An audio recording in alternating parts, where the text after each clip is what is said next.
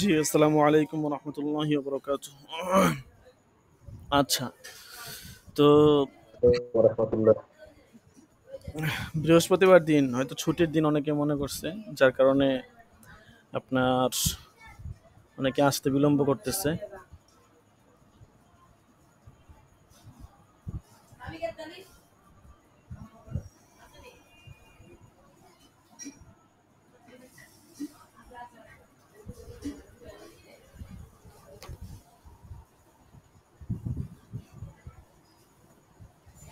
আচ্ছা, ঠিক আছে।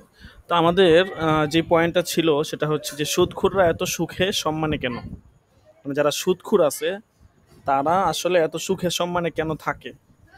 তো এটা নিয়ে তো আমরা আলোচনা অলরেডি করছি কিছুটা। তারপরেও আজকে এখানের যে সারমর্ম এটা বলে দেই, যে বাহ্যিক যেই সুদ মানে সুখের যে আসবাবপত্র আছে, তো যেগুলো আসলে টাকার মাধ্যমে অর্জন হয়, তো সুদখোররা মূলত অধিকার তারা দেখা গেছে যেহেতু তারা টাকার বিনিময়ে টাকার লেনদেন করে, যার কারণে তাদের কাছে টাকার পরিমাণটা বেশি থাকে তুলনামূলক।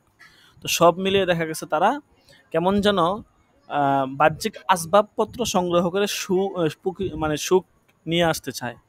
কিন্তু প্রকৃত সুখ বা স্থায়ী সুখ তো আপনার কোনো টাকার বিনিময়ে অর্জন করা যায় না, কারণ প্রকৃত সুখ হচ্ছে মনের শান্তি। দেখেন নিচের দিকে বলা আছে।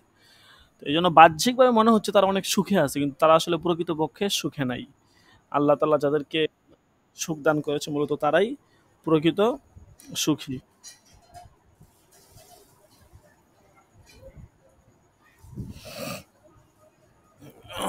আচ্ছা,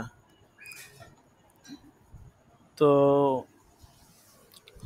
এরপরে পবিত্র কোরআনে থেকে কিছু আয়াত বলা হয়েছে যে ইআলামু আন্নামাল হায়াতুদ দুনিয়া লাইবু ওয়া লাহু ওয়া জিনাতু ওয়া তাফাখুরুম বাইনাকুম ওয়া তাকাথুরুম ফিল আমওয়ালি ওয়াল আওলাদ কামাথালি গায়থিন আ'জাবাল কুফফার নাবাতুহু সুম্মা ইয়াহিজু ফাতারাহু মুসফাররা সুম্মা ইয়াকুনু হুতামা ওয়া ফিল আখিরাতি আযাবুন শাদীদু ওয়া মাগফিরাতুম মিনাল্লাহি ওয়া রিদওয়ান ওয়া মাল হায়াতুদ দুনিয়া ইল্লা মাতাউল গুরুর। তো এই আয়াতের মধ্যে আল্লাহ তাআলা বলতেছেন যে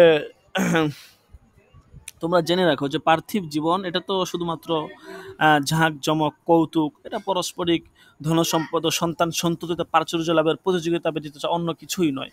কে কার থেকে ধনসম্পদে বেশি হবে, কে টাকার মালিক হবে, কে কার থেকে অবস্থায় ভালো থাকবে, এটাই হচ্ছে পার্থিব জীবনের মূল মাকসাদ। তো বলতেছে এটার উপমা কেমন যেন একটা বৃষ্টি যার দ্বারা উৎপন্ন সবুজ ফসল কৃষকদেরকে চমৎকৃত করে, অতপর সেই ফসল শুকিয়ে যায়, ফলে তুমি তাকে পীতবর্ণ অর্থাৎ হলুদ বর্ণ তুমি তাকে দেখতে পাও, অবশেষে তা খড় কুটায় পরিণত হয়। আর পরকালে রয়েছে কঠিন শাস্তি এবং আল্লাহর ক্ষমা ও সন্তুষ্টি। পার্থিব জীবন প্রতারণার উপরাকন ব্যতীত আর কিছুই নয়। ওমাল হায়াতুদ দুনিয়া ইল্লা মাতাউল গুরুর আয়াতের শেষের অংশটা দেখেন, পুরো আয়াতের মুলাখাস বলে দেওয়া হয়েছে শেষের অংশে, যে আমরা জানতে পারলাম যে মোট কথা পার্থিব জীবন এটা একটা আপনার প্রতারণার উপকরণ, ধোঁকা ব্যতীত কিছুই নয়। প্রকৃত জীবন হচ্ছে আখিরাতের জীবন। আচ্ছা, যাই হোক, এই অধ্যায়টা আমরা পড়ে নিয়েন, এটা অত বেশি একটা জরুরি না, আপনারা পড়ে নিয়েন। তো আমাদের দ্বিতীয় অধ্যায় থেকে আজকে হবে, দ্বিতীয় অধ্যায় হচ্ছে বিনিয়োগের ইসলামী পদ্ধতি। মানে কোন সিস্টেমে বিনিয়োগ করতে হবে, বা ইসলাম আসলে বিনিয়োগের ব্যাপারে কি বলে। দেখেন, বিনিয়োগ ও ক্রয় বিক্রয়ের ইসলামী পদ্ধতি। ইসলামে সুদকে হারাম ঘোষণা করা হয়েছে, আর মুনাফা অর্জনের জন্য ক্রয় বিক্রয় ও বিনিয়োগকে বৈধ করা হয়েছে। মুসলমানগণ কি কি পদ্ধতিতে ক্রয় বিক্রয় ও অর্থ বিনিয়োগ করে মুনাফা অর্জন করবে, তো সে পদ্ধতিগুলো ইসলাম বর্ণিত হয়েছে। তো এখানে আপনার কিছু বাইয়ের কথা বলবে। হুম, যে এই সমস্ত বাই, এগুলো যদি এগুলো হচ্ছে ইসলামে বিনিয়োগের সঠিক পদ্ধতি, অর্থাৎ এই সমস্ত বাইকে বা এই সমস্ত লেনদেনকে মানুষ অবলম্বন করে সঠিকভাবে বিনিয়োগ করতে পারে। তো এর মধ্যে এক নম্বর হচ্ছে বাই উল মুরাবাহা, অর্থাৎ লাভযুক্ত ক্রয় বিক্রয়। দুই নম্বর হচ্ছে আল বাইউল মুআজ্জাল, অর্থাৎ বাকিতে ক্রয় বিক্রয়। তিন নম্বর হচ্ছে আল বাইউস সালাম, অর্থাৎ অগ্রিম ক্রয় বিক্রয়। চার নম্বর হচ্ছে আল বাইউল মুদারাবা, অর্থাৎ উদ্যোক্তার মাধ্যমে বিনিয়োগ। পাঁচ নম্বর হচ্ছে বাইয়ে মুশারাকা, অর্থাৎ অংশীদারি কারবার। ছয় নম্বর হচ্ছে আল ইজারা, ভাড়া। সাত নম্বর নিলামে ক্রয় বিক্রয়, যেটাকে বাইউ বিল মুজাদিল আলানি আলানি আলানি বলা হয় আর কি, আলানি। ৮ নাম্বার আল ইস্তেসনা, যেটা হচ্ছে কারিগর বা শ্রমিকের দ্বারা উৎপাদন। ৯ নাম্বার হচ্ছে আল বাই সরফ, অর্থাৎ স্বর্ণরূপ মুদ্রার বিনিময়, মানি এক্সচেঞ্জ। স্বর্ণরূপ মুদ্রা জাতীয় সমজাতীয় জিনিসের বিনিময় করা হলে সেটাকে পরিমাণে সমান সমান হবে এবং হাতে হাতে বিনিময় করতে হবে, অর্থাৎ পক্ষদ্বয়ের পরস্পর পৃথক হবার পূর্বেই বিনিময়কৃত মাল হস্তান্তর করতে হবে। আর ভিন্ন জাতীয় জিনিসের বিনিময় করা হলে পরিণাম মানে কম বেশি করা যাবে, তবে শর্ত হচ্ছে হাতে হাতে বিনিময় হতে হবে, বাকিতে করা যাবে না। এই বিষয়ে রিবাল ফদরে বিস্তারিত আলোচনা করা হয়েছে। আচ্ছা, তারপরে এখানে বলতেছে যে এরপর ১০ নম্বর হচ্ছে আল বাই তাউলিয়া। এটা অনেকের কাছে নতুন মনে হতে পারে, আল বাই তাউলিয়া। তো এই বাই তাউলিয়া আসলে কি? এটা হচ্ছে সমমূল্যে বা লাভবিহীন ক্রয় বিক্রয় করা, এতে কোনো লাভ নেই, লোকসান নেই, অর্থাৎ কোনো জিনিস মুনাফা ব্যতীত বিক্রয় করাকেই বলা হয় বাই তাউলিয়া, যেটাকে রি রিলেস অফ কস্ট প্রাইস, মানে যেই দামে কিনা হয়েছে ওই দামে বিক্রি করা, এটাকে বলা হয় বাই তাউলিয়া। এরপরে ১১ নাম্বার বায়উল ওয়াদইয়া, অর্থাৎ লোকসানে বিক্রয় করা, ওয়াদইয়া। এ পদ্ধতিতে বিক্রয় মূল্য ক্রয় মূল্য অপেক্ষা কম হবে। ১২ নম্বর হচ্ছে বাই মুয়াসামা, অর্থাৎ অর্থাৎ ক্রয় মূল্যের বিবেচনা না করে যে কোনো মূল্যে বিক্রয় করা। ১৩ নম্বর হচ্ছে বাই মুকায়াস, অর্থাৎ পণ্যের বিনিময়ে পণ্যের ক্রয় বিক্রয়, যেমন এক ব্যক্তি চাল দিল, অপর ব্যক্তি আর পরিবর্তে কাপড় দিল। এই পদ্ধতিতে রিবার অনুপ্রবেশ যাতে না ঘটে সেদিকে সতর্ক থাকতে হবে। ১৪ নাম্বার বাই মুতলাক, অর্থাৎ মূল্যের বিনিময়ে পণ্যের ক্রয় বিক্রয়, এটা ক্রয় বিক্রয়ের সর্বাধিক প্রচলিত প্রসিদ্ধতম প্রথা। বাই মুরাবাহা, বাই মুআজ্জাল, বাই সালাম ইত্যাদি বাই মুতলাকের অন্তর্ভুক্ত। তো এখানে আমরা প্রায় ১৪ প্রকার বাইয়ের আলোচনা পড়লাম।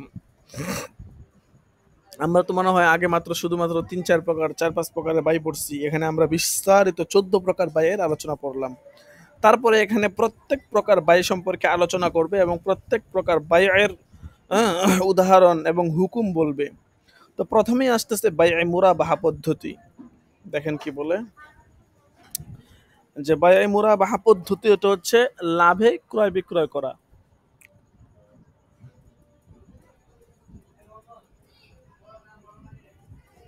তো মুরাবাহা শব্দের আবিধানিক অর্থ হচ্ছে লাভ দেওয়া, ফায়দা দেওয়া বা উপকার করা। ইসলামী শরিয়ার পরিভাষায় কোনো মাল ক্রয় করার পর কিছু মুনাফা করে, অর্থাৎ ক্রয় মূল্যের সাথে নির্দিষ্ট পরিমাণ লাভের অঙ্ক যোগ করে বিক্রয় করাকে বায় মুরাবাহা বলা হয়।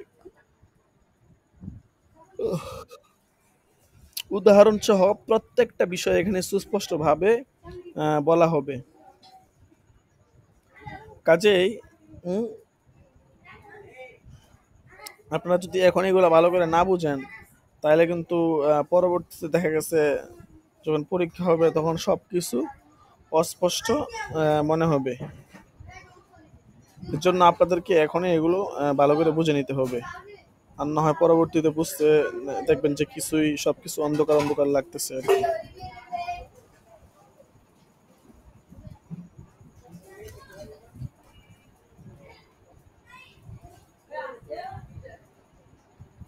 আচ্ছা, তো এরপর দেখেন কি বলে, যে কোনো ব্যক্তি কোনো মাল কারো নিকট হতে যে মূল্যে ক্রয় করেছে তা অপেক্ষা অধিক মূল্যে, অর্থাৎ ক্রয় মূল্যের সহিত নির্দিষ্ট পরিমাণ লাভের অঙ্ক যোগ করে অপর ব্যক্তি কোনো ব্যক্তির নিকট ক্রয় করা মানে বিক্রয় করাকে বাই মুরাবাহা বলা হয়। ইংরেজিতে বাই মুরাবাহা কে বলা হয় to sell at cost pulse profit, অর্থাৎ লাভে ক্রয় বিক্রয়, অথবা কন্ট্রাক্ট সেল অন প্রফিট, অর্থাৎ চুক্তির ভিত্তিতে লাভে বিক্রয়।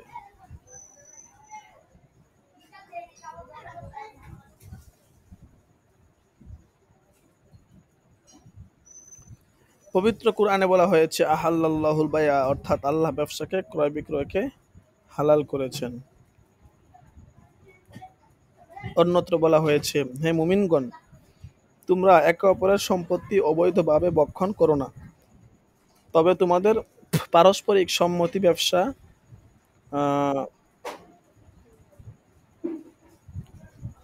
তবে তোমরা একে অপরের সম্পত্তি, আচ্ছা অবৈধ, তোমরা তো পারস্পরিক সম্মত ব্যবসা করো, অর্থাৎ তোমাদের পরস্পরের সম্মতিত ব্যবসা করা বৈধ হবে, তবে তোমরা একে অপরের সম্পত্তি বক্ষণ করতে পারবে না অবৈধভাবে। হাদিস শরীফে বর্ণিত হয়েছে, ওয়ান হাকিম ইবনে হিজাম আন্না রাসূলুল্লাহ সাল্লাল্লাহু আলাইহি ওয়াসাল্লাম বা'আসা মা'আহু বিদিনারিন লিয়াশতারিহা লাহু বিহি উযহিয়াতান ফাশতারা কাবশান বিদিনারিন ওয়া বা'আহু বিদিনারাইন ফারাজা ফাশতারা উযহিয়াতান বিদিনারিন فجاء بها النبي وبالدينار الذي استفضل من الأخرى فتصدق رسول الله صلى الله عليه وسلم بالدينار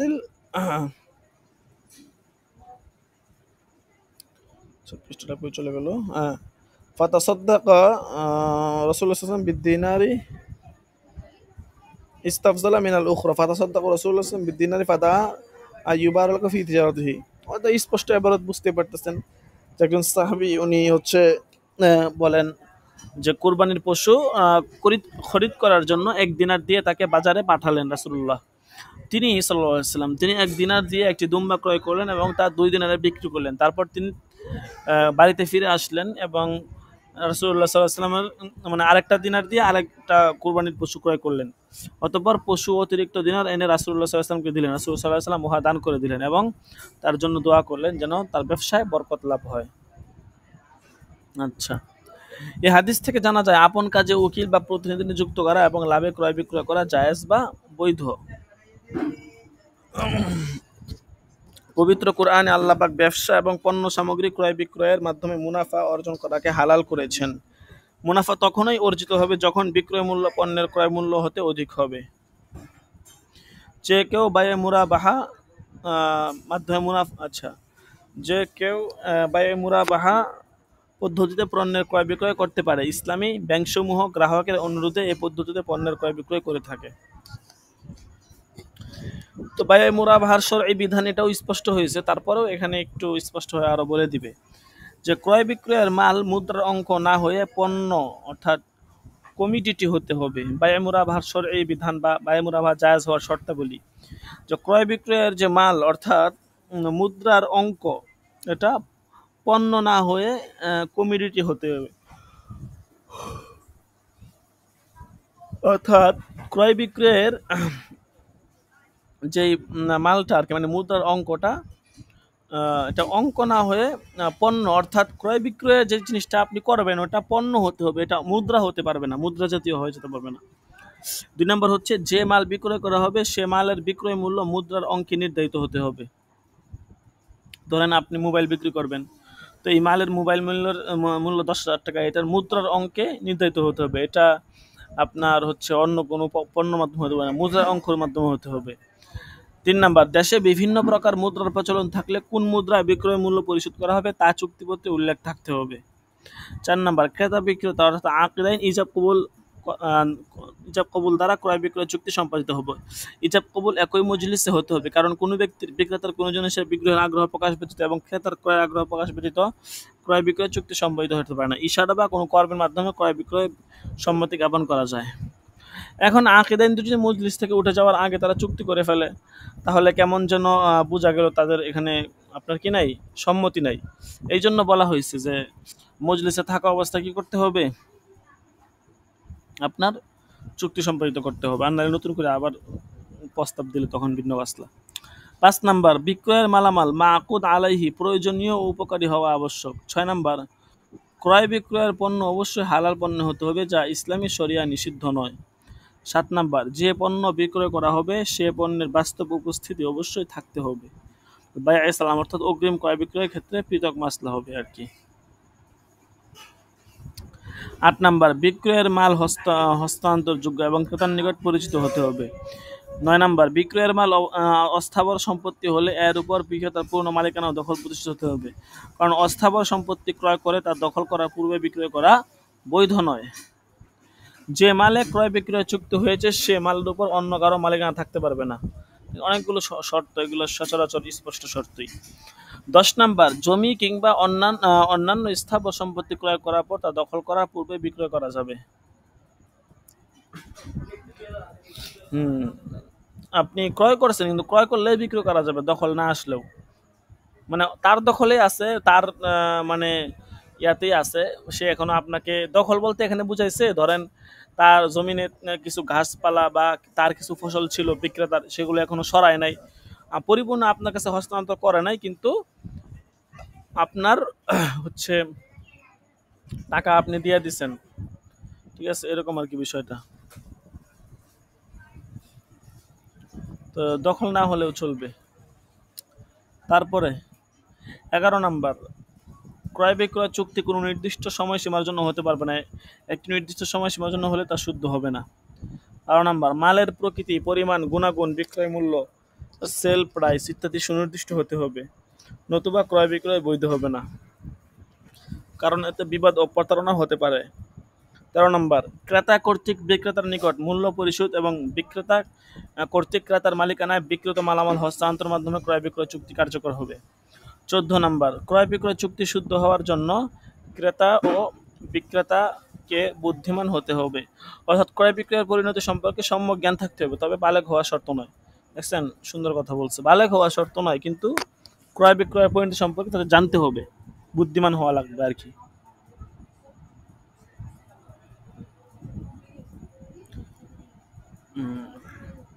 16 নম্বর, ব্যাংকের ক্ষেত্রে অবশ্যই 3টি পক্ষের অস্তিত্ব থাকতে হবে। পণ্যের বিক্রেতা অর্থাৎ ব্যাংক, 2 নম্বর হচ্ছে গ্রাহক, 3 নম্বর হচ্ছে পণ্য, এই 3টা জিনিসের অস্তিত্ব থাকা লাগবে। 17 নম্বর, মুরাবাহা চুক্তির অধীনে ব্যাংক তার গ্রাহক কিংবা গ্রাহকের নিজস্ব কোনো ব্যবসা প্রতিষ্ঠান কিংবা গ্রাহকের কোনো অঙ্গ সহযোগী প্রতিষ্ঠানের নিকট হতে পণ্য ক্রয় করতে পারবে না, কারণ এতে একই ব্যক্তি বিক্রেতা ও ক্রেতা হওয়ার মুরাবাহা ক্রয় বিক্রয় চুক্তি সংগঠিত হবে না। একজনেই বিক্রেতা আবার একজনের ক্রেতা, হ্যাঁ, এগুলো বৈধ হবে না। 18 নম্বর, ব্যাংকের ক্ষেত্রে মুরাবাহা চুক্তির অধীনে নির্ধারিত পণ্য সামগ্রী অবশ্যই ব্যাংকের নামে ক্রয় করে দখল আনতে হবে, যাতে অন্তত কিছু সময়ের জন্য হলেও সংশ্লিষ্ট পণ্য সামগ্রীর উপর ব্যাংকের পূর্ণ মালিকানা প্রতিষ্ঠিত হয়। ওই যে বহুসবি কাজার মধ্যে কিন্তু এই আলোচনাগুলো গেছে। অতঃপর ব্যাংক ও গ্রাহকের মধ্যে মুরাবাহা ক্রয় বিক্রয় চুক্তি সম্পাদিত হবে, কারণ ক্রয় বিক্রয়ের ক্ষেত্রে যে পণ্য বিক্রয় করা হবে সে পণ্যের উপর বিক্রেতার ব্যাংক অর্থাৎ ব্যাংকের মালিকানা থাকা আবশ্যক।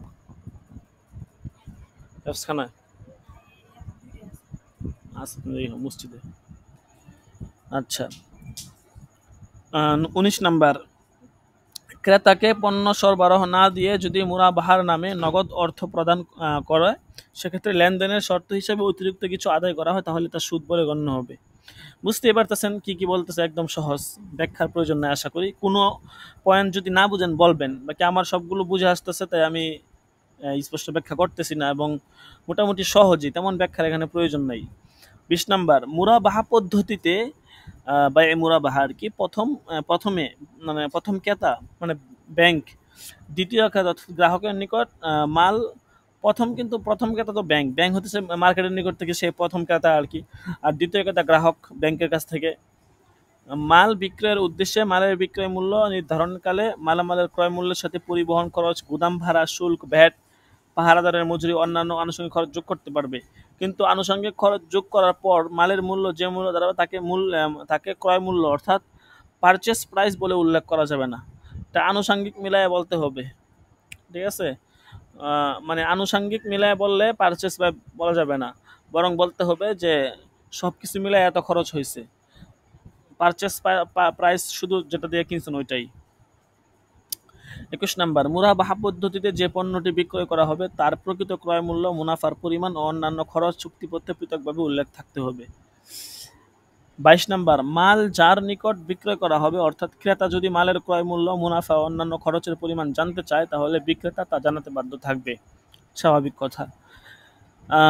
23 নম্বর, নগদ বিক্রয়ের ক্ষেত্রে ক্রেতা কর্তৃক মূল্য পরিশোধ না করা পর্যন্ত বিক্রেতা মালের হস্তান্তর বন্ধ রাখতে পারবে, স্বাভাবিক, নগদ বিক্রয় যেহেতু। 24 নম্বর, ব্যাংক ও গ্রাহকের মধ্যে মুরাবাহা ক্রয় বিক্রয় চুক্তি সম্পাদনের পর গ্রাহক অর্থাৎ ক্রেতা কর্তৃক মালামালের মূল্য পরিশোধ না করা পর্যন্ত ব্যাংক জামানত হিসেবে বিক্রিত মালামাল নিয়ন্ত্রণ করতে পারবে, এবং এক্ষেত্রে মালামালের মূল্য গ্রাহকের নিকট ঋণ হিসেবে গণ্য হবে। আচ্ছা, এরপরে 25 নম্বর, এ পদ্ধতিতে চুক্তিপত্রে যে লাভের পরিমাণ নির্ধারিত হবে কোনো অবস্থাতেই তার চেয়ে অধিক লাভ বা অধিক মূল্য আদায় করা যাবে না। নির্ধারিত লাভের অতিরিক্ত কিছু আদায় করা হলে তা সুদ হবে, কারণ ঋণের উপর অতিরিক্ত কোনো কিছু আদায় করা যায় না। ২৬ নাম্বার, মুরাবাহা ক্রয় বিক্রয় চুক্তি সম্পাদনের পর পণ্যের মালিক হবে গ্রাহক, ক্রয় সূত্রে আর কি, কিন্তু ব্যাংক তার বিনিয়োগের জামানত স্বরূপ মুরাবাহা চুক্তির শর্তানুযায়ী গ্রাহক কর্তৃক মূল্য পরিশোধ না করা পর্যন্ত ব্যাংক সরবরাহতব্য মালামালের নিয়ন্ত্রণ গ্রহণ করতে তা ব্যাংকের নিকট দায়বদ্ধ ঘোষণা করতে পারে। মানে ব্যাংকের এখানে একটা এক্সট্রা সুযোগ সুবিধা দিচ্ছে, সেটা হচ্ছে ব্যাংক তার বিনিয়োগের যে জামানত বিনিয়োগ করছে মুরাবাহা চুক্তির শর্ত অনুযায়ী, সেরকম শর্ত থাকলে গ্রাহক মানে গ্রাহক যদি মূল্য পরিশোধ না করে তাহলে ব্যাংক সেগুলো নিজের কাছে নিজের কাছে রাখতে পারবে আর কি, এবং সেটা ব্যাংকের নিকট ব্যাংকের নিকট দায়বদ্ধ ঘোষণা করতে পারে। ঠিক আছে, ব্যাংক এর নিকট দায়বদ্ধ গ্রাহক বলবে। ঠিক আছে, কিন্তু নর্মাল মুরাবাহা ক্রয় বিক্রিতে চুক্তি সম্পাদিত হওয়ার পরেই পণ্যের মালিকানা গ্রাহক ক্রয় সূত্রে হয়ে যাবে। তবে এখানে আপনার আগে যেটা বললো আর কি, যে যদি সে চায় বিক্রেতা তাকে পণ্য দিবে না এবং শর্ত করে না যে টাকা না দিলে পণ্য দিব না, নগদ ক্রয় বিক্রয়ের ক্ষেত্রে যেটা বলছে আর কি, তাহলে এটাও কিন্তু হবে। এরপরে ২৭ নাম্বার, অতঃপর গ্রাহক কর্তৃক মূল্য পরিশোধের পর এবং ব্যাংক কর্তৃক গ্রাহকের নিকট পণ্য হস্তান্তর পরে গ্রাহক আইনত পণ্যের মালিকানা ও ব্যবহার করার অধিকার লাভ করবে।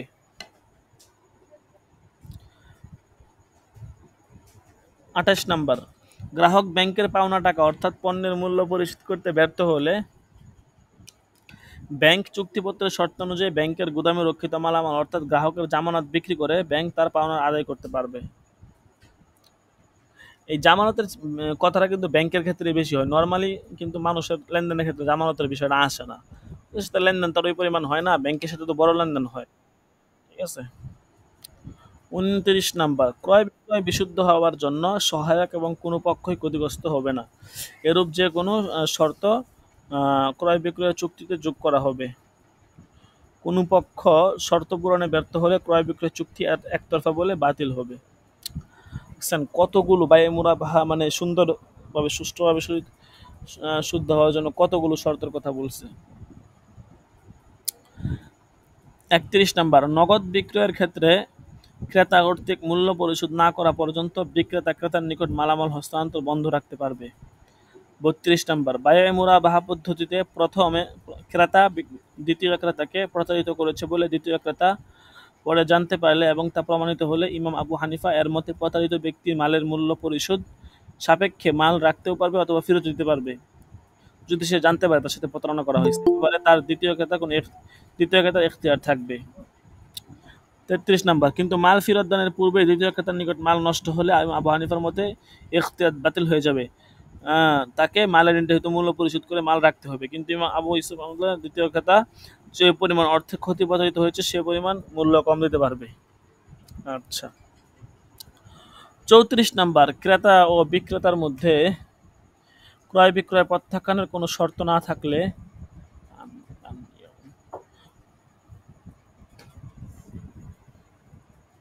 ওই ক্রয় বিক্রয় প্রত্যাখ্যান করতে পারবে না।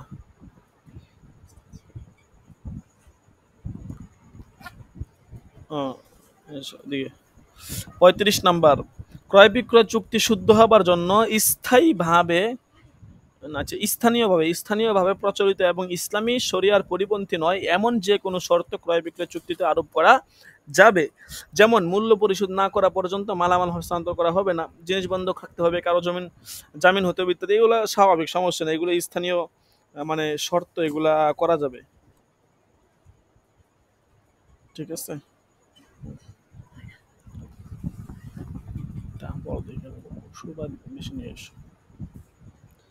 আচ্ছা, তারপরে ৩৬ নাম্বার,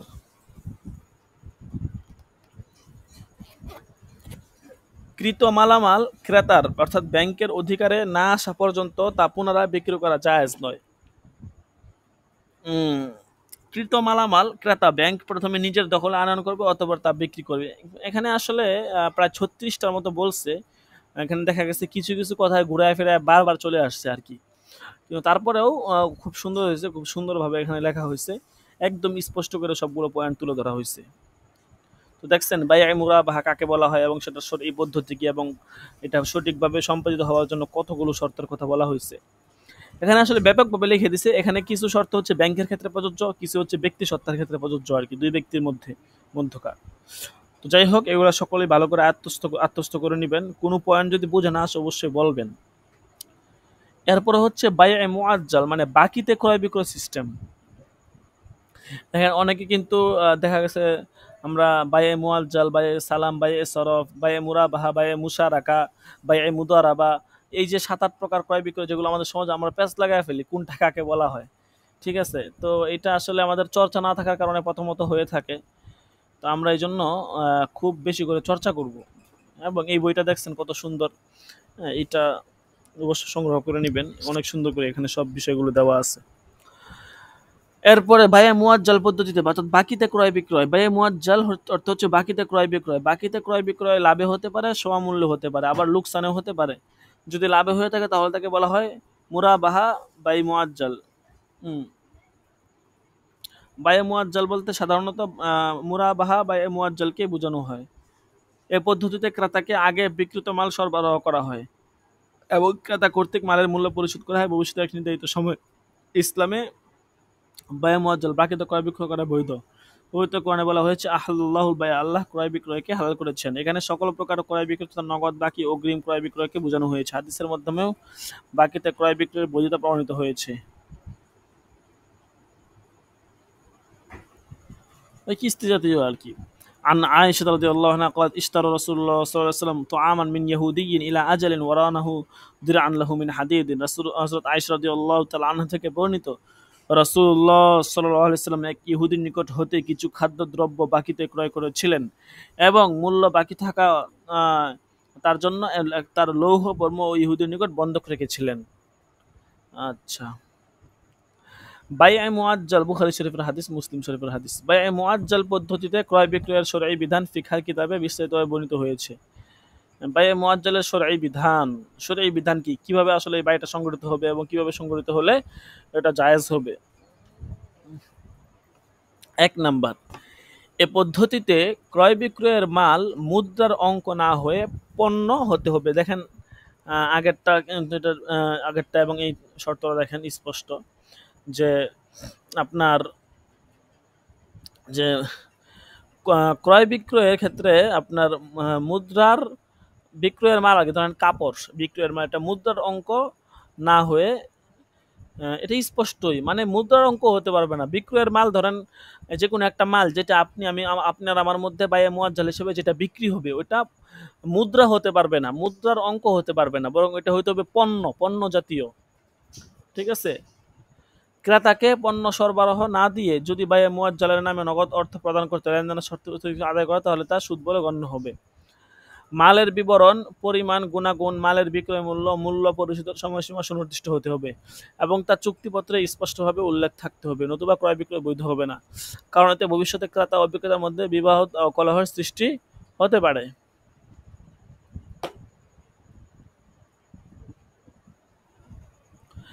যে মাল বিক্রয় করা হবে সে মালের বিক্রয় মূল্য মুদ্রার অঙ্ক নির্ধারিত হতে হবে।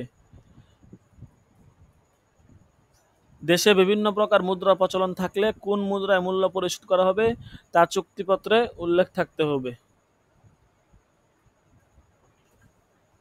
৬ নাম্বার, ক্রেতা ও বিক্রেতার ইজাব ও কবুল দ্বারা ক্রয় বিক্রয় চুক্তি সম্পাদিত হবে। ইজাব ও কবুল একই মজলিসে হতে হবে। ইশারা বা কোনো কর্মের মাধ্যমেও ক্রয় বিক্রয়ের সম্মতি জ্ঞাপন করা যায়। ৭ নাম্বার, ক্রয় বিক্রয় চুক্তি সম্পাদনের সময় বিক্রয় মূল্য পরিশোধের সময়সীমা স্পষ্টভাবে তথা মাস, দিন ও তারিখ সহ চুক্তিপত্রে উল্লেখ থাকতে হবে। কোনরূপ অস্পষ্ট মেয়াদ, যেমন রমজানের পর, হজের পর, মাল বিক্রয়ের পর এভাবে নির্ধারণ করা যাবে না। বিক্রয় মূল্য কিস্তিতে পরিশোধ করার শর্ত থাকলে তাও চুক্তিপত্রে স্পষ্টভাবে কিস্তির সংখ্যা ও তারিখ উল্লেখ থাকতে হবে। ক্রয় বিক্রয়ের পণ্য অবশ্যই হালাল পণ্য হতে হবে যা ইসলামী শরিয়ায় নিষিদ্ধ নয়। ১০ নাম্বার, যে পণ্য ক্রয় বিক্রয় করা হবে সে পণ্যের উপর বিক্রেতার মালিকানা এবং সে পণ্যের বাস্তব উপস্থিতি অবশ্যই থাকতে হবে, হস্তান্তরযোগ্য হতে হবে এবং ক্রেতার নিকট পরিচিত হতে হবে। 11 নাম্বার, বিক্রয়ের মাল অস্থাবর সম্পত্তি হলে এর উপর বিক্রেতার পূর্ণ মালিকানা ও দখল প্রতিষ্ঠা থাকতে হবে। বিক্রিত মালের উপর বিক্রেতা ব্যতীত অন্য কারো অধিকার থাকবে না। 12 নাম্বার, দেখেন বাইয়ে সালামের বাইয়ে আপনার মুয়াজ্জালের ক্ষেত্রে কিন্তু এই সিস্টেম। জমি কিংবা অন্যান্য স্থাবর সম্পত্তি ক্রয় করার পর তা দখল করার পূর্বে বিক্রি করা যাবে। অস্থাবর সম্পত্তি যদি হয় তখন দখল প্রতিষ্ঠিত থাকতে হবে, আর যদি জমি হয় বা স্থাবর সম্পত্তি হয় সেক্ষেত্রে দখল করার পূর্বেই চুক্তি করা যাবে। 13 নম্বর, ক্রয় বিক্রয় চুক্তি শুদ্ধ হবার জন্য ক্রেতা ও বিক্রেতাকে ক্রয় বিক্রয়ের পরিণতি সম্পর্কে সম্যক জ্ঞান থাকতে হবে, তবে বালেগ হওয়া কিনা শর্ত নয়।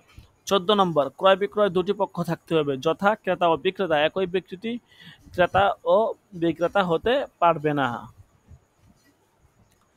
এরপরে 15 নম্বর, বায়ে মুয়াজ্জাল পদ্ধতিতে ব্যাংকের বিনিয়োগের ক্ষেত্রে 3টি পক্ষ থাকতে হবে। ওই যেটা পণ্যের বিক্রেতা, ব্যাংক প্রথম ক্রেতা এবং গ্রাহক দ্বিতীয় ক্রেতা। 16 নম্বর, বায়ে মুয়াজ্জাল চুক্তির অধীনে ব্যাংক তার গ্রাহক কিংবা গ্রাহকের নিজস্ব কোনো ব্যবসা প্রতিষ্ঠান কিংবা গ্রাহকের কোনো অঙ্গ সহযোগী প্রতিষ্ঠানের নিকট হতে পণ্য ক্রয় করতে পারবে না, কারণ এতে একই ব্যক্তির ক্রেতা ও বিক্রেতা হওয়ার ক্রয় বিক্রয় চুক্তি শুদ্ধ হবে না। 17 নম্বর, ব্যাংকের ক্ষেত্রে বায়ে মুয়াজ্জাল চুক্তির অধীনে নির্ধারিত পণ্য সামগ্রী অবশ্যই ব্যাংকের নামে ক্রয় করে দখল আনতে হবে, যাতে অন্তত কিছু সময়ের জন্য হলেও সংশ্লিষ্ট পণ্য সামগ্রীর উপর ব্যাংকের পূর্ণ মালিকানা প্রতিষ্ঠিত হয়। অতঃপর ব্যাংক ও গ্রাহকের মধ্যে একটি ক্রয় বিক্রয় চুক্তি হবে, কারণ ক্রয় বিক্রয়ের ক্ষেত্রে যে পণ্য বিক্রয় করা হবে সে পণ্যের উপর বিক্রেতা মালিকানা থাকা শর্ত।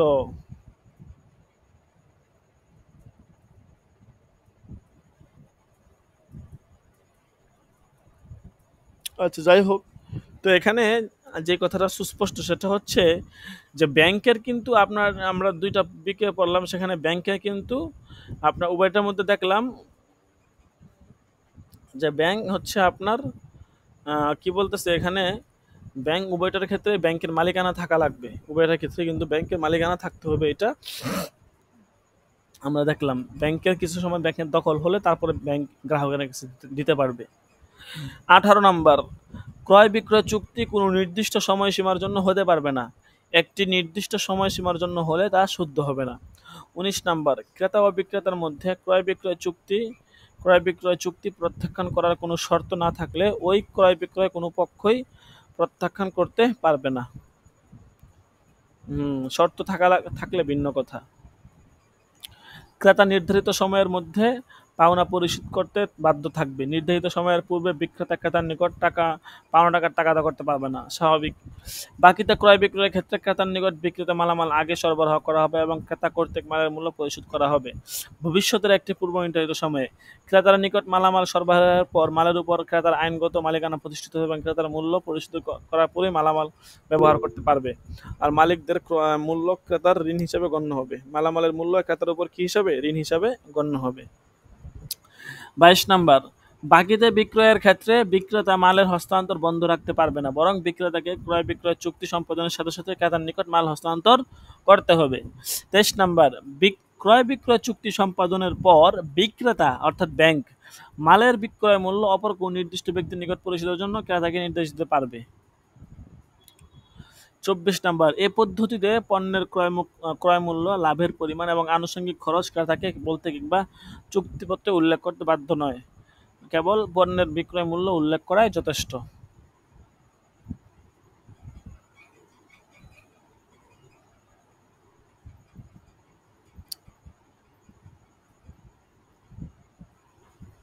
পঁচিশ নাম্বার, ক্রয় বিক্রয় বিশুদ্ধ হবার জন্য সহায়ক এবং কোনো পক্ষই ক্ষতিগ্রস্ত হবে না, এরূপ যে কোনো শর্ত ক্রয় বিক্রয় চুক্তিতে যোগ করা যাবে।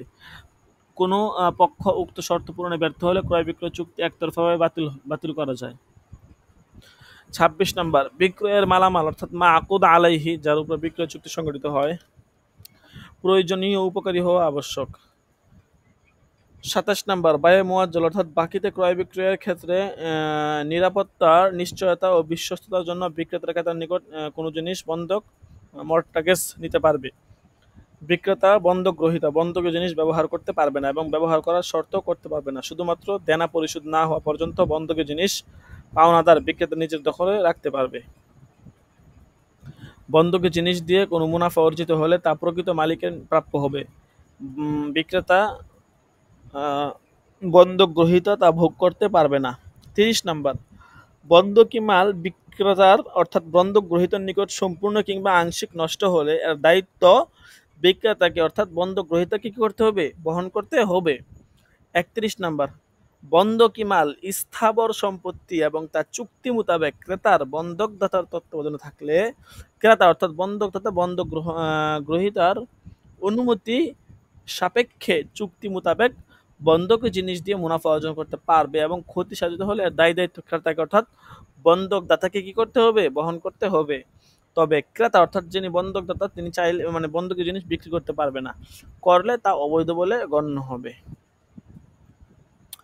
32 নাম্বার, বিক্রয় মূল্য পরিশোধের পূর্বে বন্ধকদাতার মৃত্যু হলে বন্ধক গ্রহীতা বন্ধক লব্ধ মাল পাবার অধিক হকদার বলে বিবেচিত হবে। তবে বন্ধক লব্ধ মালের মূল্য যদি পাওনা টাকার চেয়ে বেশি হয় তাহলে অতিরিক্ত অর্থ বন্ধক গ্রহীতা মৃতের উত্তরাধিকারীর নিকট ফেরত বাধ্য থাকবে। আর যদি বন্ধক লব্ধ মালের মূল্য পাওনা টাকার চেয়ে কম হয় তাহলে যত টাকা কম হবে তা মৃতের উত্তরাধিকারী মৃতের উপযুক্ত সম্পত্তি হিসেবে পরিশোধ করতে বাধ্য থাকবে, কারণ তা মৃতের ঋণ হিসাবে গণ্য। 33 নাম্বার, মৃতের উত্তরাধিকারীগণ বন্ধক গ্রহীতার পাওনা টাকা পরিশোধ করে বন্ধককৃত জিনিস ছাড় করে নিতে পারবে এবং বন্ধক গ্রহীতাও তা ফিরিয়ে নিতে বাধ্য থাকবে।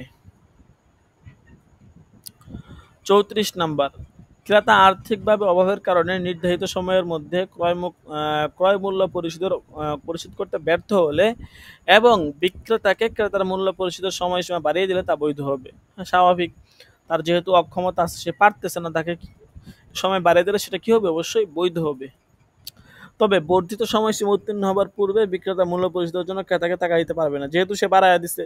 এই জন্য নতুন করে বিক্রেতা কি করতে পারবে না? টাকা দিতে পারবে না, যেহেতু সে নিজেই বাড়াইয়া দিছে।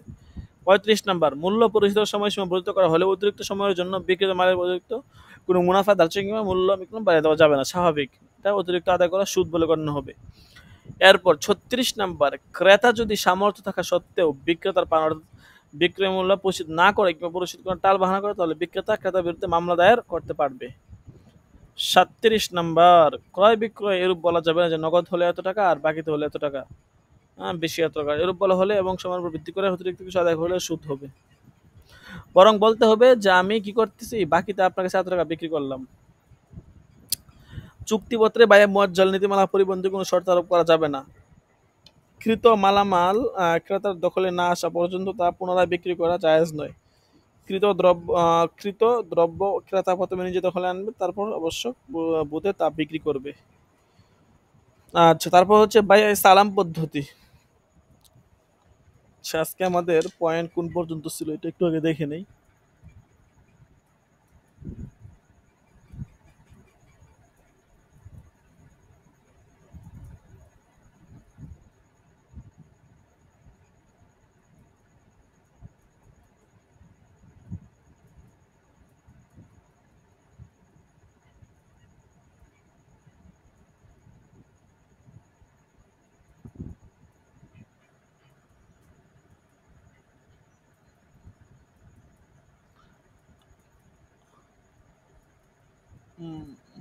সালাম পদ্ধতি, সালাম এরাজ, মুদারাবা পর্যন্ত ছিল আর কি।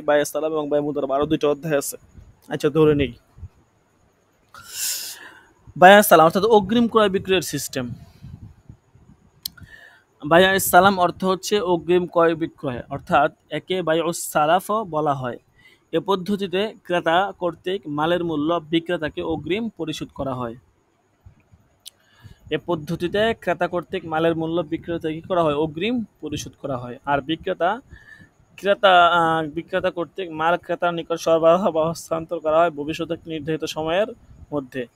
পবিত্র কুরআনে বলা হয়েছে, ইয়া আইয়ুহাল্লাযীনা আমানু ইযা তাদায়ানতুম বিদাইনিন ইলা আজালিম মুসাম্মান ফাকতুবু, অর্থাৎ হে মুমিনগণ, তোমরা যখন একে অন্যের সাথে এরকম ভাবে নির্ধারিত সময়ের জন্য ঋণের আদান প্রদান করো তখন তা কি করবে? লিপিবদ্ধ করে রাখবে। ফুকাহা কেরাম এই আয়াতকে সালামের বৈধ অনুগুলো পেশ করেছেন। সালাম অর্থাৎ অগ্রিম ক্রয় বিক্রয় করা ইসলামে বৈধ, তবে এর জন্য পণ্যের গুণাগুণ, পরিমাণ, মেয়াদ নির্দিষ্ট থাকতে হবে। হাদিস শরীফে এসেছে, عن ابن عباس قال قدم رسول الله صلى الله عليه وسلم المدينة وهم يسلفون في الثمار السنة والسنتين والثلاث فقال من أسلف في شيء فليسلف في كيل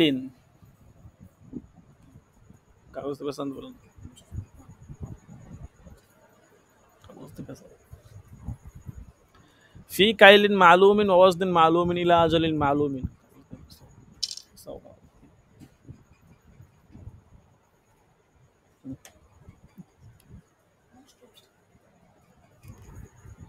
আচ্ছা, অর্থাৎ হযরত ইবনে আব্বাস রাদিয়াল্লাহু তাআলা আনহু বলেন,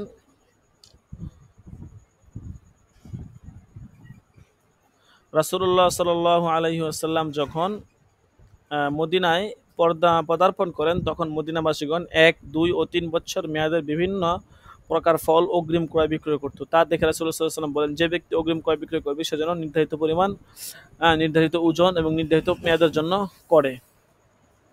আচ্ছা, হযরত আব্দুল্লাহ ইবনে আবু আউফা রাদিয়াল্লাহু তাআলা আনহু বলেছেন, আমরা রাসূলুল্লাহ সাল্লাল্লাহু আলাইহি ওয়াসাল্লামের যুগে এবং হযরত আবু বকর ও হযরত উমরের যুগে অগ্রিম ক্রয় বিক্রয় করতাম। বাই'আস সালাম বর্ণিত বিষয়ে বহু হাদিস রয়েছে। যে সকল সাহাবীগণ হাদিস বর্ণনা করেছেন তাদের মধ্যে হযরত আব্দুল্লাহ ইবনে আবুল মুজালিদ, মুহাম্মদ ইবনে আবুল মুজালিদ শাইবানি, আবুল বাখতারি, আবুল ইবনে উমর, আব্দুল্লাহ ইবনে উমর রাদিয়াল্লাহু তাআলা আনহু, ইবনে আবু আউফা ইবনে আবু নাজিহ রাদিয়াল্লাহু আনহুর নাম উল্লেখযোগ্য। খাদ্য, শস্য, কাপড় এবং যেসব জিনিসের পরিমাণ, বৈশিষ্ট্য, অবস্থা, প্রকৃতি ও ধরন নির্ধারণ করা যায় সেগুলোর ক্ষেত্রে বাই'আস সালাম অর্থাৎ অগ্রিম ক্রয় বিক্রয় কি বৈধ আছে। তবে পণ্যের বিবরণ, পরিমাণ, গুণাগুণ ও পণ্য সরবরাহের তারিখ ইত্যাদি অবশ্যই স্পষ্টভাবে উল্লেখ থাকতে হবে, যাতে ভবিষ্যতে ক্রেতা বা বিক্রেতার মধ্যে বিতর্কের সৃষ্টি না হয়। জীবজন্তু, পশু পাখি, মণিমুক্তা ইত্যাদির অগ্রিম ক্রয় বিক্রয় অধিকাংশ ফকিহগণের মতে বৈধ নয়, কারণ এগুলোর পরিমাণ ও গুণাগুণ সঠিকভাবে নির্ণয় করা সম্ভব নয়। কোনো ব্যক্তি বা কৃষক যদি বাই'আস সালাম পদ্ধতিতে পণ্যের অগ্রিম বিক্রয় মূল্য নিয়ে ধান, গম, সরিষা, ইক্ষু, শাক সবজি, ফলমূল কিংবা অন্য কোনো ফসলের চাষাবাদ করে এবং পরবর্তীতে কোনো প্রকার প্রাকৃতিক দুর্যোগে তা নষ্ট হয়ে যায়, তাহলে বিক্রেতাকেই সেই ক্ষতির দায় অর্থাৎ কৃষককে বহন করতে হবে, ক্রেতা কোনো দায়িত্ব বহন করবে না। বুঝতে পারছেন কি বলছে? বিক্রেতা অর্থাৎ কৃষক ক্রেতাকে চুক্তি মোতাবেক নির্ধারিত সময়ের মধ্যে নির্ধারিত পণ্য সামগ্রী সরবরাহ দিতে বাধ্য থাকবে। দিতে না বলে তার দোষ, সে কেন দিতে পারে না, এটা তো আর ক্রেতার দোষ না। অথবা ক্রেতাকে পণ্যের মূল্য ফেরত দিবে, টাকা দিয়ে দিচ্ছে, টাকা ফেরত দেওয়া লাগবে। কারণ বাই'আস সালাম পদ্ধতিতে ক্রেতা একটি নির্দিষ্ট পণ্য সামগ্রী একটি নির্ধারিত মূল্যের ক্রয়ের চুক্তিতে অগ্রিম মূল্য প্রদান করেছিল। এখন তোমাকে টাকা তো দিয়ে দিচ্ছে, কিন্তু তুমি তো পণ্য দিতে পারো না, যেহেতু দিতে পারো না তুমি টাকা ফেরত দিবা, ব্যাস। জমিতে ফসল জন্মিলে কিংবা বৃক্ষে ফল হলে ক্রেতা তা পাবে, অন্যথায় পাবে না, এ ধরনের কোনো শর্ত ছিল না।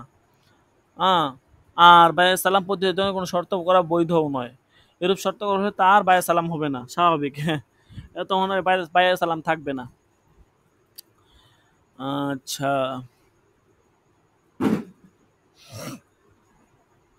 আচ্ছা, বরং এ ধরনের শর্ত করা হলে উভয়ের সম্মতিত শরিয়া সম্মত অন্য কোনো পদ্ধতি অনুসরণ করতে হবে। মনে রাখতে হবে, বাই'আস সালাম পদ্ধতিতে নির্ধারিত পণ্যের নির্ধারিত ক্রয় মূল্য বিক্রেতাকে অগ্রিম প্রদান করা হয়, আর পণ্য সরবরাহ করা হয় ভবিষ্যতে একটি নির্ধারিত সময়ে। বিক্রেতা কর্তৃক পণ্য সরবরাহ না। বাই'আস সালাম আর বাই'আ মুআজ্জালার ভিতরে পার্থক্য তো বুঝছেন। বাই'আস সালামের ভিতরে আপনার মূল্যটা আগে দেওয়া হয়, আর বাই'আ মুআজ্জালার ভিতরে পণ্য আগে দিয়ে দেওয়া হয়, মূল্য পরে দেওয়া হয়। বুঝছেন, এই হচ্ছে পার্থক্য আর কি। বাই'আস সালামের ভিতরে আপনি টাকা আগে দিয়ে দিবেন, পণ্য আপনারা পরে দিব, আর বাই'আ মুআজ্জালার ভিতরে আপনি পণ্য আগে দিয়ে দিবেন, টাকা আপনাকে পরে দেওয়া হবে। এই হচ্ছে বিষয় আর কি। এখানে একটা হাদিস আছে, যেখানে হাদিস দ্বারা প্রমাণ করতেছে যে যদি প্রাকৃতিক দুর্যোগ নষ্ট হয়ে যায় তাহলে সেটা হচ্ছে বিক্রেতাকে এটা ক্ষতি গ্রহণ করতে হবে আর কি। এরপরে এখানে শেষের দিকে লিখছে যে এ পদ্ধতিতে মালের উৎপাদন খরচ, মালের ক্রয় মূল্য কিংবা লাভের পরিমাণ ক্রেতাকে জানানো বা চুক্তিবদ্ধ উল্লেখ থাকা আবশ্যক নয়। কেবলমাত্র মালের বিক্রয় মূল্য উভয় পক্ষের সম্মতিত ক্রমে নির্দিষ্ট কথা চুক্তিবদ্ধ উল্লেখ করলেই চলে। এছাড়া বিক্রিত মাল ক্রেতার নিকট সরবরাহের সময়সীমা অবশ্যই নির্দিষ্ট থাকতে হবে। কোরআন হাদিস ও ইজমার দ্বারা এই পদ্ধতিতে ক্রয় বিক্রয় করা বৈধ প্রমাণিত। এই পদ্ধতিতে ক্রয় বিক্রয় ক্রেতা বিক্রেতা উভয়ের জন্য ঝুঁকি রয়েছে।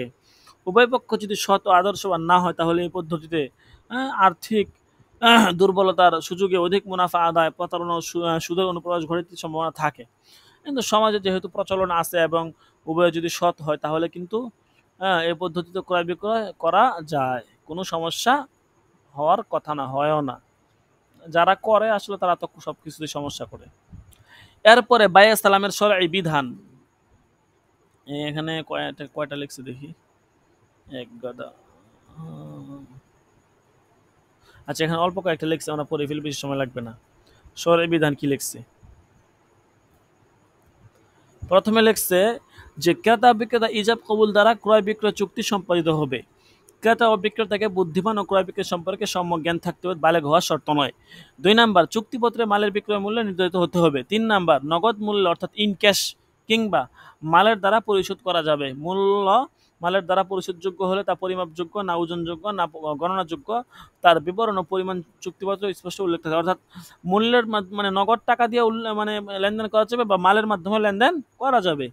4, মূল্য নগদ অর্থে পরিশোধযোগ্য হলে তা কোন দেশীয় মুদ্রা সেটা উল্লেখ থাকতে হবে। 5 নাম্বার, ক্রেতা বিক্রেতার নিকট পূর্বের কোনো অর্থ ঋণ পাওয়া থাকলে চুক্তিপত্রটা মূল্য হিসাবে গণ্য করা যাবে। ক্রেতা যদি বিক্রেতার কাছে আগে 50,000 টাকা পায় তাহলে ওটাকে মূল্য হিসেবে গণ্য করা যাবে, সমস্যা নাই। 6 নাম্বার, অগ্রিম ক্রয় বিক্রয় চুক্তি সম্পাদনের সময় মূল্য বিক্রেতার নিকট হস্তান্তর করতে হবে, তাকে টাকা দিয়ে দেবে, অথবা মজুরি অর্থাৎ স্থান থেকে সাথে সাথে চুক্তি বাতিল বলে গণ্য হবে। 7 নাম্বার, চুক্তিপত্রে বিক্রিত মালের গুণাগুণ, শ্রেণী, প্রজাতি, পরিমাণ, অবস্থা, ধরন, সরবরাহের তারিখ ইত্যাদি স্পষ্টভাবে উল্লেখ থাকতে হবে, যেন ক্রেতা ও বিক্রেতার মধ্যে কোনো অস্পষ্টতা না থাকে যা পরে বিতর্কের সৃষ্টি করতে পারে। 8 নাম্বার, অগ্রিম ক্রয় বিক্রয়ের ক্ষেত্রে ক্রেতা কর্তৃক বিক্রেতাকে যে অগ্রিম মূল্য পরিশোধ করা হবে তা বিক্রেতা কর্তৃক ক্রেতার নিকট মাল হস্তান্তর না করা পর্যন্ত বিক্রেতার নিকট ঋণ হিসাবে গণ্য হবে। 9 নাম্বার, এই পদ্ধতিতে কেবল খাদ্য, শস্য, কাপড় এবং ওই সকল জিনিসের ক্রয় বিক্রয় বৈধ যেগুলোর গুণাগুণ, অবস্থা, ধরন ও পরিমাণ নির্ণয় করা সম্ভব। জীবজন্তু, মণিমুক্তা ইত্যাদির অগ্রিম ক্রয় বিক্রয় বৈধ নয়। আচ্ছা, যে মালের ক্রয় বিক্রয় চুক্তি হবে সে মাল ইসলামী শরিয়া অবশ্যই হালাল মাল হতে হবে। 11 নাম্বার, ক্রেতার নিকট মাল সরবরাহের সময়কাল সুনির্দিষ্ট এবং তা চুক্তিপত্রে উল্লেখ থাকতে হবে। কোনো অস্পষ্ট মেয়াদ, যেমন রমজানের পরে, বর্ষার পরে, হজের প্রতি নির্ধারণ করা যাবে না। ইমাম মুহাম্মদ রহমতুল্লাহ চুক্তিপত্র সম্পাদনের সময় হাতে মাল হস্তান্তর পর্যন্ত কমপক্ষে 1 মাস সময়কাল নির্ধারণ করেছেন। মাল সরবরাহের সময়কাল ক্রেতা বিক্রেতার পারস্পরিক আলোচনার ভিত্তিতে নির্ধারণ করা যেতে পারে। 12 নাম্বার, যে মালের অগ্রিম ক্রয় বিক্রয় চুক্তি সম্পাদিত হবে চুক্তি সম্পাদনের সময় হতে মাল হস্তান্তরের নির্দিষ্ট সময় পর্যন্ত বাজারে সে মাল সহজলভ্য থাকতে হবে।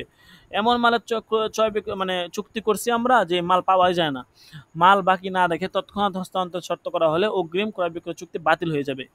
ক্রয় বিক্রয় চুক্তি করছি যে তুমি আমাকে এই জিনিসটা মানে উৎপাদন করে আমাকে দিবে, এখন বাজারে ওটা দানায় পাওয়া যায় না, তাহলে তো এই চুক্তি বাতিল বলে গণ্য হবে, এইটাই বলছে। 13 নাম্বার, বিক্রিত মাল ক্রেতার নিকট সরবরাহের স্থানের নাম, সময়, পরিবহন খরচতে উল্লেখ থাকতে হবে। যখন বিক্রেতা মানে এগুলো দিবে আর কি, তাকে সবকিছু স্পষ্ট থাকতে হবে যাতে পরবর্তীতে ক্রেতা ও বিক্রেতার মধ্যে কোনো বিতর্কের সূত্রপাত না হয়। 14 নাম্বার, চুক্তিপত্রের শর্ত অনুযায়ী নির্ধারিত সময়ের মধ্যে বিক্রেতাকে তার নিকট মাল ডেলিভারি দিলে ক্রেতা তা গ্রহণে অস্বীকৃতি জানাতে পারবে না, অবশ্যই জানাতে পারবে না। তবে চুক্তিপত্র শর্ত বহির্ভূত মাল ডেলিভারি দেওয়া হলে বিক্রেতাকে শর্ত অনুযায়ী মাল ডেলিভারি দিতে বাধ্য করা যাবে। লেখছে একটা আর বিক্রেতা মাল দেয় আর একটা, এরকম করা যাবে না। যদি এরকম করে তো তখন সে চাপ দিতে পারবে। চুক্তিপত্রে ইসলামী শরিয়া পরিপন্থী কোনো শর্ত আরোপ করা যাবে না। 16, অগ্রিম ক্রয় বিক্রয়ের ক্ষেত্রে ক্রয় মূল্য পরিশোধের বিপরীতে বিক্রেতার নিকট হতে সিকিউরিটি হিসেবে কোনো জিনিস বন্ধক রাখা যাবে। হ্যাঁ, এটাও একটা সুন্দর কথা বলছে যে বিক্রেতার নিকট থেকে সিকিউরিটি হিসেবে কোনো কিছু রাখা যাবে। তাকে টাকা দিয়ে রাখলো, যদি সে মনে করেন যদি মানে না দেয় তখন তখন কি হবে, মানে ফসল না দেয়, টাকা লয়ে বাইকে যায় তখন। আচ্ছা, এটাই বলছে। 17 নাম্বার, বন্ধকি মাল সম্পূর্ণ কিংবা আংশিক ক্রেতার নিকট নষ্ট হলে এর দায়িত্ব ক্রেতাকে বহন করতে হবে। স্বাভাবিক, তুমি নিজ সম্পদটা তারপর নষ্ট করে লাইছো, অথচ বেটা কিন্তু সফল ফসল টসল ঠিকই ফিরিয়ে দিছে বা যে চুক্তিছে তোমার পণ্য ফিরিয়ে দিছে, তাহলে কিন্তু এটা তোমাকে বহন করতে হবে। তারপরে 18 নাম্বার, ক্রেতার নিকট মাল হস্তান্তরের মেয়াদকালের মধ্যে মাল হস্তান্তরের পূর্বে বিক্রেতার মৃত্যু হলে ক্রেতা বন্ধকলব্ধ মাল পাবার অধিক হকদার বলে বিবেচিত হবে। তো বন্ধকলব্ধ মালের মূল্য ক্রেতা কর্তৃক পরিশোধকৃত মূল্যের চেয়ে বেশি হলে ক্রেতা অতিরিক্ত মূল্য বিক্রেতার উত্তরাধিকারীর নিকট কি করবে? অর্পণ করে দিবে, ফেরত দিতে বাধ্য থাকবে। ১৯, ক্রেতা বন্ধকের জিনিসের কোনোরূপ ব্যবহার করতে পারবে না। ২০, অগ্রিম ক্রয় বিক্রয় চুক্তি মেয়াদোত্তীর্ণের পূর্বে ক্রেতা ও বিক্রেতা কোনো পক্ষই এককভাবে চুক্তি বাতিল করতে পারবে না, তবে পারস্পরিক সম্মতিতে যে কোনো পক্ষ চুক্তির আংশিক কিংবা সম্পূর্ণ বাতিল করতে পারবে। ২১ নাম্বার, মালামাল চুক্তিপত্রে বর্ণিত গুণাগুণ ও পরিমাণ অনুযায়ী না হলে ত্রুটিযুক্ত হলে ক্রেতা ইচ্ছা করলে ক্রয় বিক্রয় চুক্তি বহাল রাখতে পারে, ইচ্ছা হলে বাতিলও করতে পারে। ক্রেতার সুযোগ সুবিধা আর কি। কিন্তু মালের ত্রুটি যদি প্রাকৃতিক দুর্যোগে বা ক্রেতার অবহেলার কারণে হয়ে থাকে তাহলে ক্রেতার অধিকার বাতিল হয়ে যাবে। উম, একটা হইতেছে পুরা ফসলটাই ধ্বংস হয়ে গেছে, আর একটা হইতেছে মানে প্রাকৃতিক মাল তো ঠিকই ছিল কিন্তু প্রাকৃতিক দুর্যোগের কারণে এমন হয়েছে, তখন এটা ভিন্ন হিসাব। ২২, যুক্তিসঙ্গত কারণে কিংবা ক্রেতা ও বিক্রেতার পারস্পরিক সম্মতিতে চুক্তির আংশিক বাতিল করা হলে বিক্রেতা ক্রেতাকে বাতিলকৃত অংশের মূল্য ফেরত দিতে বাধ্য থাকবে, স্বাভাবিক। পারস্পরিক সম্মত হইলে কিন্তু বিক্রেতা নির্ধারিত সময়ের মধ্যে নির্ধারিত মালামাল সরবরাহ দিতে ব্যর্থ হলে ক্রেতাকে মূল্য ফেরত দিতে বাধ্য থাকবে। ২৪ নাম্বার, বাই সালাম পদ্ধতিতে কোনো বস্তু অগ্রিম ক্রয় করার পর সে বস্তু ক্রেতা কর্তৃক হস্তগত করার পূর্বেই অপরের নিকট বিক্রি করতে পারবে না। ২৫ নাম্বার, এই পদ্ধতিতে মালামাল সরবরাহের সময় যদি দেখা যায় মালের পরিমাণ চুক্তিপত্র কিংবা পরিশোধিত মূল্যের তুলনায় বেশি, তাহলে ক্রেতা বিক্রেতাকে অতিরিক্ত মালের মূল্য পরিশোধ করতে বাধ্য থাকবে, অথবা পরিমাণ অতিরিক্ত মাল ফেরত দিবে, হয়তো টাকা দিবে না, মাল ফেরত দিবে। আর যদি মালের পরিমাণ পরিমাণ হচ্ছে কম হয় তাহলে বিক্রেতা ক্রেতাকে যতটুকু পরিমাণ মাল কম দিয়েছে ততটুকু মালের মূল্য ফেরত দিতে বিক্রেতা কি থাকবে? বাধ্য থাকবে। ২৬ নাম্বার, ক্রয় বিক্রয় বিশুদ্ধ হবার জন্য সহায়ক এবং কোনো পক্ষই ক্ষতিগ্রস্ত হবে না এরূপ কোনো শর্ত ক্রয় বিক্রয় চুক্তিতে যোগ করা যাবে। কোনো পক্ষ শর্ত পূরণে ব্যর্থ হলে বিক্রয় চুক্তি একতরফা বাতিল করা যাবে। আচ্ছা, খুব সুন্দর কিছু আলোচনা, মানে অনেক সুন্দর মানে পয়েন্ট ভিত্তিক আলোচনা, আশা করি আপনাদের খুব ভালো লাগবে। তো যাই হোক, আজকে অনেকে জ্ঞান খাবে দেখা যাচ্ছে। আপনারা যারা নিয়মিত থাকেন, মাহফুজ বিন কাসেম, এমদাদুল্লাহ সাহেব আর হচ্ছে জুবায়ের আহমদ, আপনারা এই তিনজনই আছেন। রাকিব ছিল, রাকিবও চলে গেছে, রাকিবুল ইসলাম। আচ্ছা, বৃহস্পতিবার তো, বৃহস্পতিবার হলে মনে করেন সবার ভিতরে একটা অলসতা ভাব চলে আসে আর কি। আচ্ছা, বায়ামুরা ভার যে অধ্যায়টা আজকে বাকি রয়ে গেছে এটা আমরা ইনশাল্লাহ পরবর্তী দর্শে করে নিব। আর ফতুয়া ওসমানী কিতাব পরিচিতি এটা আপনারা নিজেরাই ঠিক আছে।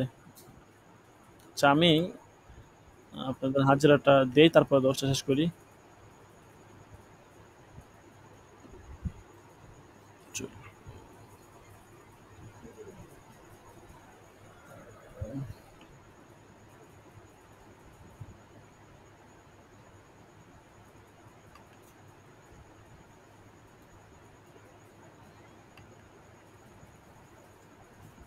আজকে হচ্ছে ৪৮ নম্বর দরস। রাকিবুল হাসান তো ছিল, আচ্ছা হাজিরা দিয়ে দিলাম। তারপরে ইউসুফ তো নাই, আরমান নাই, আব্দুল আহাদ নাই, সাইদুল ইসলাম, মাহিদুল ইসলাম, মাহফুজ বিন কাসেম তো আছে না। আচ্ছা, তারপরে আল মামুন لبيك. সৌদাগর,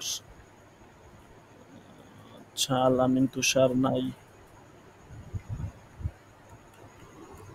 তারপরে হচ্ছে এমদাদুল ইসলাম আছেন তো না? জুবায়ের আহমদ আছে, لبيك. জুবায়ের আহমদ আছে তো, জুবায়ের আহমদ।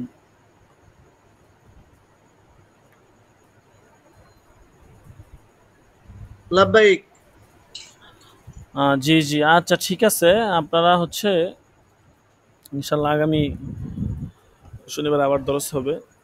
তো যাই হোক, সেটা বলতেছিলাম যে গ্রুপে নোটিশ দিলাম, অনেকে দেখে আপনারা তো অনেকে নিয়মিত দিয়ে দিচ্ছেন, অনেকেই আছে যারা বেতন নিয়মিত দেয় না। আপনাদের সাথী ভাই অনেকে আছে, ওদেরকে একটু নিজেরাই তাগিদ দিয়ে নিজেরাই বললেন যে ভাই বেতন টেতন আটকায় রাখছে কেন, এগুলো প্রত্যেক মাসে মাসে পরিশোধ করে দাও। আমি কতজনকে ফোন দিব বলেন, মাসের পর মাস বেতন আটকায় রাখছে। তো দেখা গেছে আমাদের প্রত্যেক মাসে কিছু খরচ আছে, এক্সট্রা খরচ, এগুলো দেখা গেছে এখন নিজের পকেট থেকে ভর্তুকি দিতে হচ্ছে আর কি। বছর শেষে গিয়ে দেখা গেছে হয়তো আহ, ভর্তুকি আসবে না, বরং একসাথে একটা হওয়াতে এটা তো আমাদের, এটা চেয়ে আমাদের প্রত্যেক মাসে একটা মাসে দিয়ে দিলে আমাদের নিজের আর প্যারেশানি হয় না, চাপ হয় না। তো অনেকেই অবহেলা করে, চিন্তা করে যে আমরা কিছু বললে তারপরে দিবে। আমাদের বলার দরকার কি? আপনার যদি পড়তে চান বা আপনি কোর্স চালা দিতে চান, সেক্ষেত্রে আপনাকে তো এটা বহন করতে হবেই। যাই হোক, আপনাদের সাথী ভাই যারা আছে, বিশেষ করে আপনারা যারা একসাথে আসছেন, তাদেরকে একটু ব্যক্তিগতভাবে সকলকে বললেন যে হুজুর বলছে বেতন টেতন এগুলো ভালো করে পরিশোধ করে দেওয়ার জন্য আর কি।